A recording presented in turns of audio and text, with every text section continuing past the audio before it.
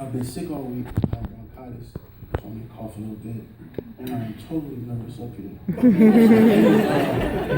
Bear with me. You guys make me feel special around here. I have to say that. It's always good to hear people say nice things about you. Yes. Right now, most of those things are true. First, I would like to start off by saying I need to thank God. Amen. I don't think many people would believe that I would be up here today, considering my past and the things that I have done. And I know that the only way that I am here is due to a higher power, which I choose to call God. That's right. So I'm going to give glory to Him first. Yes.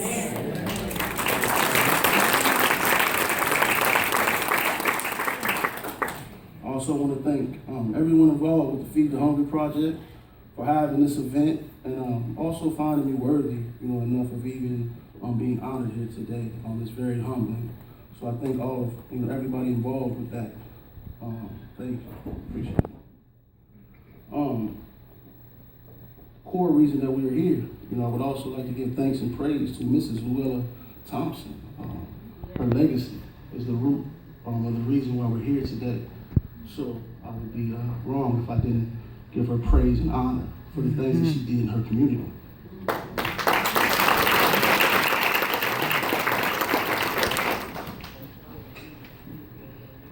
One thing that I try to, tell people to encourage them is to have good people around you at all times. Surround yourself with people who are going to challenge your thinking, challenge you to be a better person, and challenge you to live up to what you say. So I have to, now thank my family and my friends, because that's what they give me. They challenge me on my thinking constantly. I feel good that my sister is here in attendance this evening. She drove here from Georgia just to be a part of this.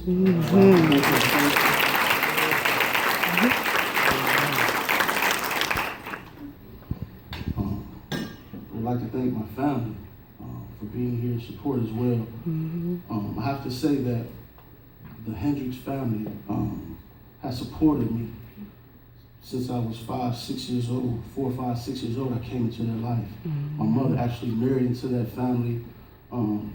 They divorced, I was about the age of 12 when they divorced, and that family has stood behind me and always treated me like family. Yes. So I thank them for that. I appreciate it. I don't know if she's in attendance tonight, but I also have to thank Mrs. Katrina Wilson.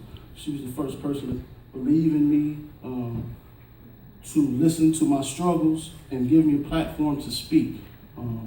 Because of Mrs. Katrina Wilson, I was able to go to the State House and speak about House Bill 56, which was a law that was passed in order to get the felony question taken off of applications. She gave me that platform, and I appreciate that. I'm forever indebted to her.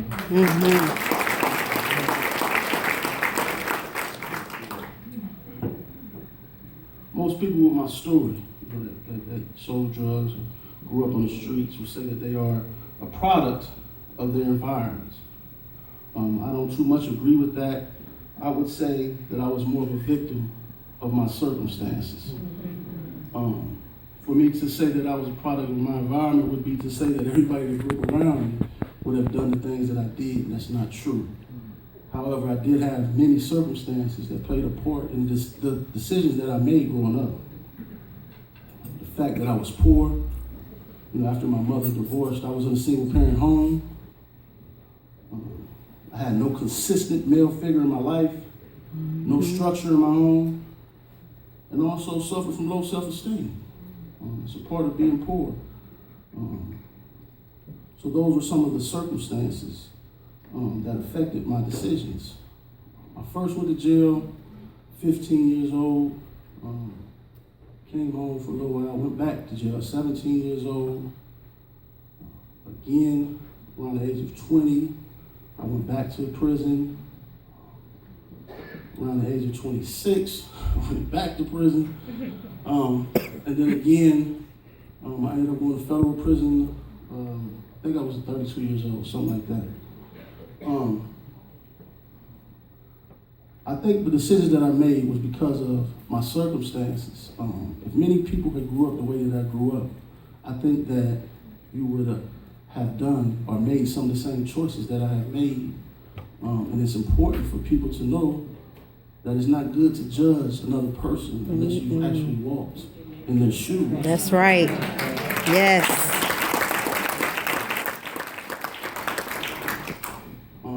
My mother passed away in 2008.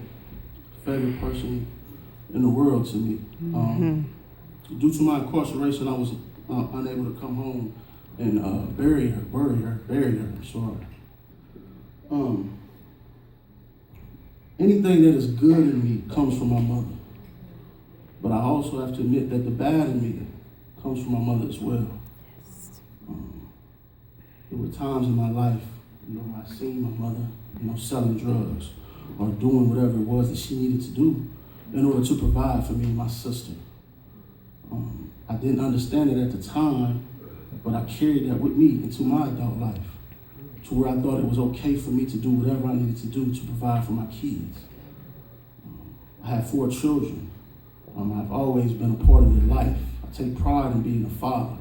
My oldest son is in college right now. I have another son that just came home recently from Army boot camp. He's in the reserves right now. He'll be in college in August.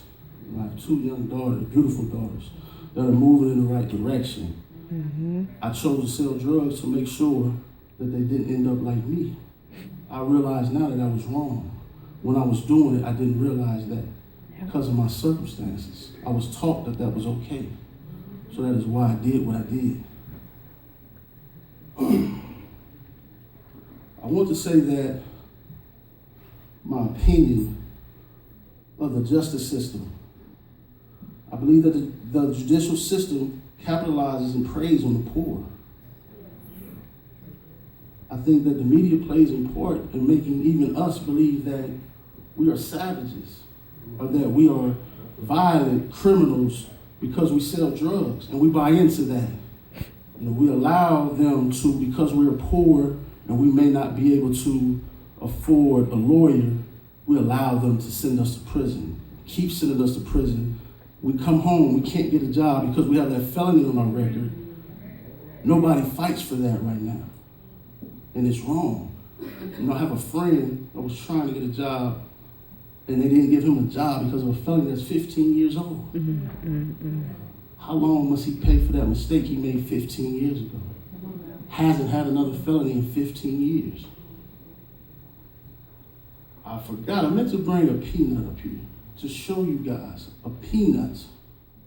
If you take both of my felony convictions on the state level and hold a peanut in your hand, both of my convictions add up to that peanut.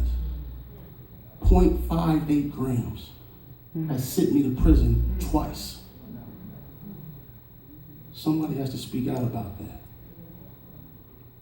I think everyone in this room knows that had I been white, had I been privileged, that would not have happened. Somebody has to speak out about that.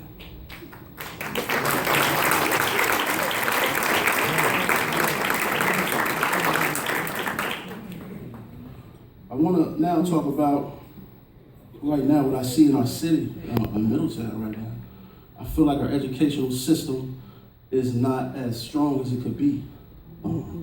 I find that, a lot of times people make excuses for our environment, the fact that we are somewhat of a poor community, as to the excuses or the reasons as to why we are not on the same level as Lakota or Mason or even Fairfield. I think it's important for the community to get involved in this situation because we have to allow teachers to go back to teaching the curriculum. Right now, they can't do that because they have to spend most of their day teaching for this test, this state test.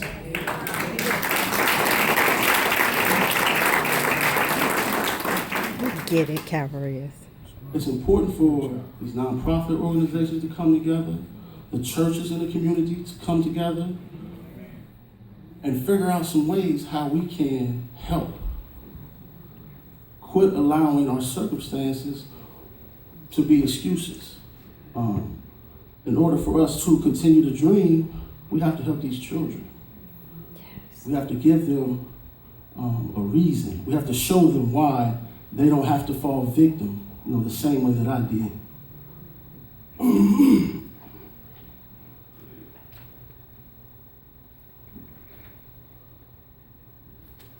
I think I only had 10 minutes. How long have I been up here? 10:35. You're doing A few more good. minutes. I don't know if y'all know my aunt Emily. She hit me on Facebook today and she said, say what you got to say. So I'm going to do it. So let me Can't tell it all. Can't tell it I want to say this. I'm going to get from up here. One of the reasons, I don't think there was one situation that made me decide I needed to change my life. But I had a friend of mine, I was talking to him and I told him all these ideas I had and how I wanted to help the community. And this, this was a while back. And he said, man, you still selling drugs. You still hustling. That's not real. You have to give that up. You can't do both. If you are going to help kids, if you're going to help your community, you have to be honest. Yeah. Keep it real. At that moment, I knew I had to change my life. I had to give that up. I have to admit to y'all that it sucks being broke. It's hard, right? You got peace of mind. No, It took peace me a of mind. while. I was getting my check stubs, and at the time I was working part-time, and it was something kept showing up that said other. And other was getting like $70 out my check, $80 out my check. So, where I come from, that ain't really nothing. So I'm thinking, well, I'm just paying some taxes. That's what I'm supposed to do. So I ended up getting hired full-time. My first full-time check, other got $350. I said, it's about time I find out Who other is? So I don't know why ain't nobody tell me, that other was, I had a garnishment. I had to pay some people that I owed. People don't tell you that when you're trying to transition your life. That's right. So I'm gonna end with this. I'm gonna get from up here.